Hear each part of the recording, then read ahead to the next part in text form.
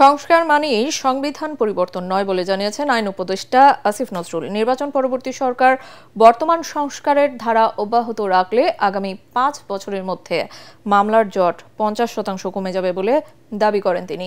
ঢাকা মহানগর আদালতের কনফারেন্স রুমে ঢাকা ও চট্টগ্রাম দুটি পারিবারিক আদালতের উদ্বোধনী অনুষ্ঠানে এসব কথা বলেন আইন উপদেষ্টা। এ সময় পরিবেশ উপদেষ্টা সৈয়দা রিজওয়ানা হাসান বলেন, পারিবারিক সহিংসতার শিকার নারীর জন্য এ উদ্যোগ টিকিয়ে রাখা গেলে বিচারিক ব্যবস্থায় বিপ্লব ঘটবে। মনির হোসেন তপুর রিপোর্ট।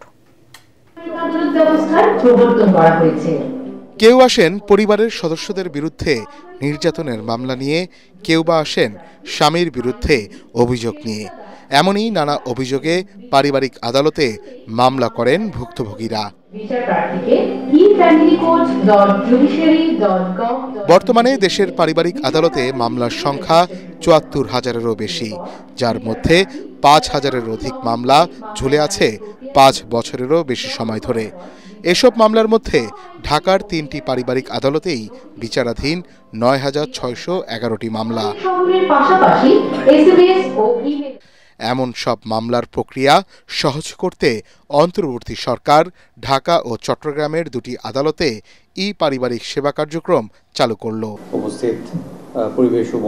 এর উদ্বোধন করে আইন উপদেষ্টা আসিফ নজরুল বলেন, লিগ্যাল এইডের মাধ্যমে 1/3 মামলার সমাধানের উদ্যোগ নিয়েছে সরকার। এটা হচ্ছে জাস্ট আপনার শুধু মামলা দায়ের করা না, নথি ব্যবস্থাপনা আছে, শুনানি আছে, রায় আছে, সবকিছু অনলাইনে হয়ে যাবে। এটাকে আমরা একটা পেপারলেস কোর্টও বলতে পারি। ভোগান্তি কমবে, সময় বাঁচবে, দুর্নীতি কমবে, খরচ কমবে, এটা নিয়ে আমাদের কারো কোনো সন্দেহ নেই।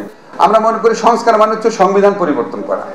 বাংলাদেশে আমি শুনি যে অর্থনৈতিক খাতে সবচেয়ে বড় সংস্কার যেটা, সেটা হচ্ছে ভ্যাট চালু করা। তো ভ্যাট কি সংবিধান পরিবর্তন করে চালু করেছিল? তো আইনের মাধ্যমে চালু করেছে। আমাদের এখানে অ্যাসিড সন্ত্রাস একসময় ভয়াবহ ব্যাপার ছিল, এটা এখন প্রায় নাই বলতে চলে, আইনের মাধ্যমে হয়েছে। সংবিধান পরিবর্তন করতে হয় ভাই, বহু সংস্কার হয়েছে, এটা জাস্ট লক্ষ্য করতে হবে আমাদের সংস্কার নিয়ে এখানে কোনো ভুল ত্রুটি আছে নাকি সেটা আলোচনা করতে হবে। পরিবেশ উপদেষ্টা সৈয়দা রিজওয়ানা হাসান বলেন, পারিবারিক সহিংসতার শিকার নারীর জন্য ডিজিটাল কার্যক্রমের এই উদ্যোগ টিকিয়ে রাখা গেলে বিচার ব্যবস্থায় বিপ্লব ঘটবে। নারী জাতির জন্য যারা নির্যাতিত এবং নানান অবিচারের শিকার, এবং যে সমস্ত শিশুরা পারিবারিক সহিংসতা এবং বিদ্বেষের শিকার, তাদের জন্য আসলে অনেক বড় একটা বিচারের বার্তা নিয়ে এসেছে। সরকারের এ ধারাবাহিকতা পরবর্তী সরকার ধরে রাখবে বলে আশাবাদ জানান সরকারের এই উপদেষ্টারা। মনির হোসেন তপু, এটিএন বাংলা, ঢাকা।